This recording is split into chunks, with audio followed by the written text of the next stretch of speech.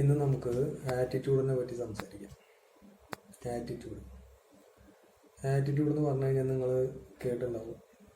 ഇപ്പോൾ ഇൻസ്റ്റാഗ്രാമിലൊക്കെ ആറ്റിറ്റ്യൂഡ് എന്ന് പറയുകയാണെങ്കിൽ ഒരു സിംഹത്തിൻ്റെ പടം വയ്ക്കും, അല്ലെങ്കിൽ ഒരു സിംഹത്തിൻ്റെ വീഡിയോ, അല്ലെങ്കിൽ ഓപ്പൺ ഹെയ്മർ ഒരു ഇംഗ്ലീഷ് സിനിമയുടെ നായകനെ വെച്ചിട്ട് ഒരു വീഡിയോ അല്ലെങ്കിൽ ഒരു ഫോട്ടോ, പിന്നെ ആളുടെ കാര്യങ്ങൾ, അങ്ങനെയാണ് ആറ്റിറ്റ്യൂഡിനെ പറ്റിയിട്ട് നമുക്ക് പൊതുവെ ഉള്ള ഒരു അഭിപ്രായം അല്ലെങ്കിൽ ഒരു കാഴ്ചപ്പാട്.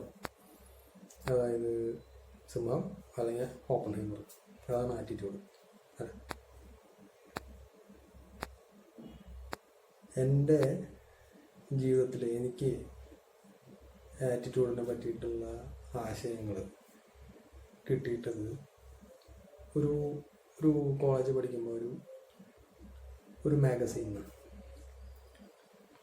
ആ മാഗസീനിൽ ആറ്റിറ്റ്യൂഡിനെ പറ്റി എഴുതിയിട്ടുണ്ടായിരുന്നു. അപ്പോൾ ഈ ആറ്റിറ്റ്യൂഡിനെ പറ്റി എഴുതി എന്താ ആ കോളേജിലത്തെ ലെക്ചറായിട്ട് എഴുതിയ ആറ്റിറ്റ്യൂഡിനെ പറ്റി എന്താ എഴുതിയെന്ന് വെച്ച് കഴിഞ്ഞാൽ, അപ്പോൾ ഒരു ആൾക്ക് ജീവിതത്തിൽ ഏറ്റവും കൂടുതൽ വേണ്ട കാര്യം എന്താണ്, എന്ത് കാര്യമാണോ ഒരാളുടെ ജീവിതത്തിൽ ആളെ 100% പെർഫെക്റ്റ് ആക്കണം. പങ്ക്ച്വാലിറ്റി, സിൻസിയറിറ്റി, അങ്ങനത്തെ ഓരോ കാര്യങ്ങൾ വെച്ചിട്ട് നോക്കും. അപ്പോൾ ഏതിനാണ് ഒരു വ്യക്തി ജീവിതത്തിൽ ഏറ്റവും കൂടുതൽ പ്രാധാന്യം, ഒരു വ്യക്തിനെ പെർഫെക്റ്റ് ആക്കുന്നത് എന്താണ്? ആറ്റിറ്റ്യൂഡ്. ഈ ആറ്റിറ്റ്യൂഡിന് അങ്ങനെ എന്തുകൊണ്ടാണ് പറയണേ? അത് നമുക്ക് ആ ലെക്ചർ എന്താ ചെയ്തെന്ന് കഴിഞ്ഞാൽ, ഇതൊരു ചെറിയ ആശയമാണ്, ഒരു ഇൻഫോർമേഷനാണ്, പിന്നെ എൻ്റെ ജീവിതമായിട്ട് കണക്ട് ചെയ്തിട്ടുള്ള ഒരു സംഭവമാണ്. അത്രേ ഉള്ളൂ. നിങ്ങൾ അല്ലാണ്ട് ഇതിൽ നിന്ന് വലിയ കാര്യങ്ങളൊന്നും നിങ്ങൾക്ക് കിട്ടാൻ പോകുന്നില്ല. മനസ്സിലായോ? പക്ഷെ എൻ്റെ ജീവിതത്തിനെ പറ്റി അറിയണം, പിന്നെ ആറ്റിറ്റ്യൂഡിനെ പറ്റി വേറൊരു ചെറിയൊരു കാര്യം അറിയണം. അത്രേ ഉള്ളൂ. അത്ര കാര്യം നിങ്ങൾക്ക് ഇതിൽ നിന്ന് കിട്ടുള്ളൂ. അപ്പോൾ ഈ വ്യക്തി എന്ത് ചെയ്തെന്ന് വെച്ച് കഴിഞ്ഞാൽ,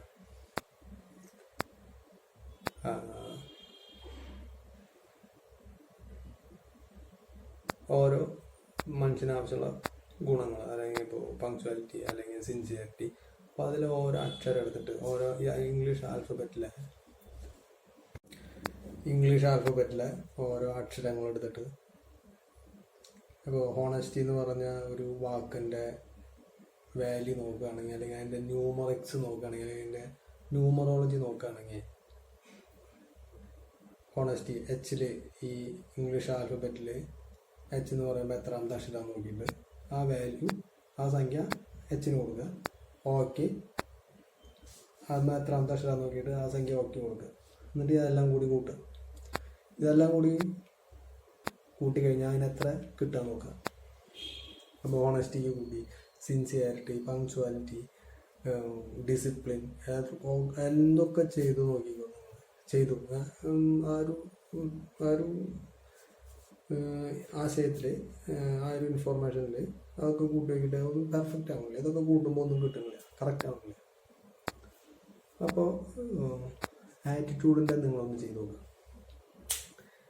ആറ്റിറ്റ്യൂഡിൽ എല്ലാ അക്ഷരങ്ങളും എടുത്തിട്ട് അതിന് ഇംഗ്ലീഷ് ആൽഫബറ്റിൽ ഏതൊക്കെ അക്ഷരങ്ങൾക്ക് എത്രയൊക്കെ വാല്യൂ വരും നോക്കുക. സംഖ്യ, അതായത് എക്ക് 1, ബിക്ക് 2, സിക്ക് 3, അങ്ങനെ ആറ്റിറ്റ്യൂഡിൽ എടുത്തിട്ട് ഒന്ന് കൂട്ടി വെക്കുക. എന്നിട്ട് പറയും നിങ്ങൾക്ക് ഹോംവർക്കാണ്. അപ്പോൾ ആറ്റിറ്റ്യൂഡ് എടുത്തിട്ട് ഒന്ന് കൂട്ടി വെക്കുക. അപ്പോൾ എത്ര കിട്ടുക നോക്കുക. അപ്പോൾ അവസാനം പറയണം എന്തൊക്കെ ഉണ്ടാക്കിക്കോ നിങ്ങൾ, ഹോണസ്റ്റ് എല്ലാ ആൾക്കാരെ കാണിക്കുക, എന്തൊക്കെ നിങ്ങൾ ചെയ്തോ, ഒരു കാര്യമില്ല ഈ ആറ്റിറ്റ്യൂഡില്ലെങ്കിൽ. ആറ്റിറ്റ്യൂഡ് എന്ന് പറഞ്ഞാൽ എന്താ? മനോഭാവം. അതാണ് ഞാൻ ഈ നെറ്റിൽ സെർച്ച് ചെയ്തപ്പോൾ ഗൂഗിൾ മാപ്പിനോട് ചോദിച്ചപ്പോൾ കിട്ടിയത്. ആറ്റിറ്റ്യൂഡ് എന്താ? മനോഭാവം. അപ്പോൾ ഈ ലെക്ചർ ആ ഒരു മാഗസീനിൽ ആ ഒരു ടോപ്പിക് എഴുതി ആറ്റിറ്റ്യൂഡാണ് ഒരാളിന് പെർഫെക്റ്റ് ആക്കണം. ഓക്കെ, എനിക്ക് വായിച്ചു, എനിക്ക് ഇഷ്ടമായി. പിന്നെ അത് കഴിഞ്ഞു. അത് 10-15 കൊല്ലം മുമ്പ് നടന്ന കാര്യമാണ്. പിന്നെ എൻ്റെ മനസ്സിൽ വേറൊരു കാര്യമാണ്. ഈ ആറ്റിറ്റ്യൂഡ് ഞാൻ വേറെ വീഡിയോ കേട്ടിട്ടുണ്ടല്ലോ ഇതിനു മുമ്പ്. അപ്പോൾ ഞാൻ അങ്ങനെ ഒരു ചിന്ത, അതായത് നമ്മൾ നോട്ട് ബുക്കിൻ്റെ പിന്നിലൊക്കെ കുറേ ആശയങ്ങൾ എഴുതി നമുക്ക് തരാറുണ്ട് അല്ലേ? കുറേ ആശയങ്ങൾ എഴുതി പ്രിൻ്റ് ചെയ്ത ആശയങ്ങൾ എന്ന് പറഞ്ഞു കഴിഞ്ഞാൽ ഇപ്പോൾ ഇന്ന ജീവിയുടെ ഹാർട്ടിന് ഇത്ര വെയിറ്റ് ഉണ്ട്, അല്ലെങ്കിൽ ഇന്ന ജീവിയുടെ പല്ല് ഇത്ര സ്ട്രോങ് ആണ്, അങ്ങനത്തെ ആശയങ്ങളുണ്ട്. അപ്പോൾ അങ്ങനെ ഒരു ദിവസം എൻ്റെ മേശയിലിരിക്കുന്ന നോട്ട് ബുക്കിൽ ഉണ്ടായിരുന്ന ഒരു ആശയമാണല്ലോ ഈ ആറ്റിറ്റ്യൂഡ്. ഇതെല്ലാം കൂടി കൂട്ടിയിട്ട് 100 വരുന്നത് എന്ന് എനിക്കൊരു തോന്നൽ എൻ്റെ ഉപബോധ മനസ്സിൽ തോന്നി. പിന്നെ ആലോചിച്ചപ്പോൾ എനിക്കൊരു കാര്യം കൂടി പിടികിട്ടി. ഞാൻ ആ ലെക്ചറോട് പറഞ്ഞിട്ടാണ് അത് 1 and 2 S1 അല്ല 1 S3 S4 കാലഘട്ടത്തിൽ അങ്ങോട്ട് ഞാൻ ആ ലെക്ചറോട് സംസാരിച്ചിട്ടാണ് പറഞ്ഞിട്ടാണ് ആ ലെക്ചർ S7 S8 ഈ കാര്യം അവതരിപ്പിക്കണം മാഗസീനിൽ. അത് മനസ്സിലാവാൻ പിന്നെയും സമയമെടുത്തു എനിക്ക്. എത്ര അത് കഴിഞ്ഞിട്ട് 15 കൊല്ലത്തെ ഗ്യാപ്പ് ഉണ്ട്. അതിൻ്റെ ഇടയിൽ മനസ്സിലാവുന്ന കാര്യങ്ങളാണ്, കോമഡിയാണ്. അപ്പോൾ ആറ്റിറ്റ്യൂഡ് അപ്പോൾ അങ്ങനെ അത് കഴിഞ്ഞു. അത് കഴിഞ്ഞിട്ട് പിന്നെ എന്തുണ്ടായെന്ന് വെച്ച് കഴിഞ്ഞാൽ, പിന്നെ നമ്മൾ ഈ കോളേജ് കാലഘട്ടത്തിൽ അവസാനിക്കുമ്പോൾ നമുക്കെല്ലാവരും ആ ക്ലാസ്സിൽ പഠിച്ചവരെല്ലാവരും കൂടി ഒരു ഫുഡ് കഴിക്കുന്ന പരിപാടി ഉണ്ടല്ലോ. അങ്ങനെ ഒരു ഫുഡ് കഴിക്കുന്ന പരിപാടിയിലാണ് പിന്നെ ആ മാഡത്തിനെ കാണുന്നത്. എന്നിട്ട് ഞാനാണെങ്കിൽ സപ്ലൈ അടിച്ച് കിറുങ്ങലിച്ച് നടക്കുക. 10 പൈസ കയ്യിലില്ല, സപ്ലൈ എഴുതാനും കാശില്ല, ഒന്നിനും കാശില്ലായിട്ടിരിക്കുക. ലാസ്റ്റ് എന്നിട്ട് ആ മാഡത്തിനോട് തന്നെ പോയിട്ടേ, മാഡം ഇത് സ്വർണ്ണ പണം വയ്ക്കാൻ തരുമോ? താൽച്ചേന് ആ മാഡത്തിനോട് പണം വയ്ക്കാൻ ചോദിച്ചു. അതൊരു തമാശ. പിന്നെന്തുണ്ടായെന്നറിയോ?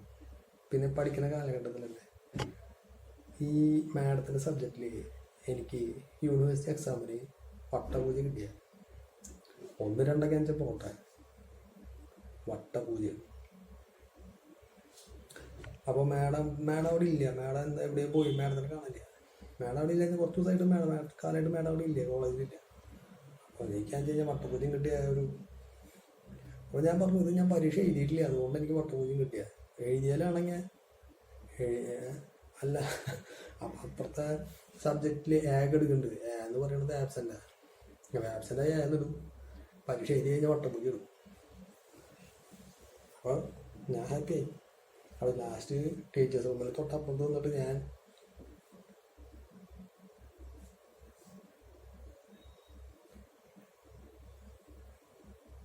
എന്താ പറയാ,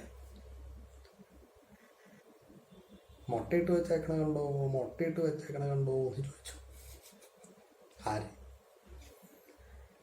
ആരെങ്കിലും അവിടെ പേപ്പറിൽ മാർക്കിൽ മുട്ട കിട്ടിയില്ലോ, എന്തെങ്കിലും അവിടെ.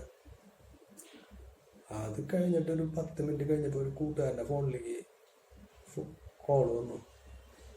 ഫോൺ എനിക്ക് കൊണ്ടുവന്നു. എമിൽ മുട്ട വിരിഞ്ഞു കേട്ടോ. വന്നോളൂ, കണ്ടോ മുട്ട വിരിഞ്ഞു, ടീച്ചർ പ്രസവിച്ചെടുക്കായിരുന്നു.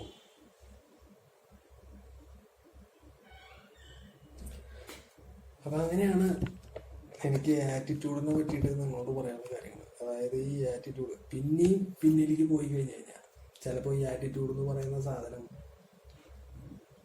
ഞാനായിരിക്കും എല്ലാം കൂടി കൂട്ടിക്കഴിഞ്ഞാൽ 100 പറഞ്ഞിട്ടുള്ള വ്യക്തികളിൽ ഒരാൾ.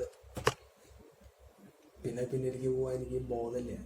മനസ്സെന്ന് പറഞ്ഞ സാധനത്തിനെ പിടിച്ചാൽ കിട്ടുന്നില്ല. അതിങ്ങനെ പാസ്റ്റിലേക്ക് പോകും. പിന്നെ അത് അവിടെ കിടന്ന് ഇങ്ങനെ കുത്തി മറിയും. അത് കഴിഞ്ഞാൽ പ്രസൻറ്റിലേക്ക് വരും. അപ്പോൾ എന്തൊക്കെയാണ് ചെയ്യുക, എന്തൊക്കെയാ ബോധത്തിന് ഉപബോധം മനസ്സിൽ എന്തൊക്കെയാ കറങ്ങി തിരിഞ്ഞ് നടക്കുക എന്നൊന്നും പറയാൻ പറ്റില്ല. അപ്പം എനിക്ക് നിങ്ങൾക്ക് എൻ്റർടൈൻ ആവാൻ തോന്നുന്ന കാര്യങ്ങൾ ഞാൻ നിങ്ങൾക്ക് ഉപകാരവും അതേപോലെ എൻ്റർടൈൻമെൻറ്റും ഉണ്ടെന്ന് തോന്നുന്ന കാര്യങ്ങൾ ഞാൻ നിങ്ങൾക്ക് പറഞ്ഞുതരാം. രാത്രി തന്നെ അങ്ങോട്ട് കൊണ്ടുപോകും. അപ്പോൾ അങ്ങനെ ആറ്റിറ്റ്യൂഡായി. അങ്ങനെ അപ്പോൾ ശരി, ഇനി വേറെ വീഡിയോയിൽ കാണാം.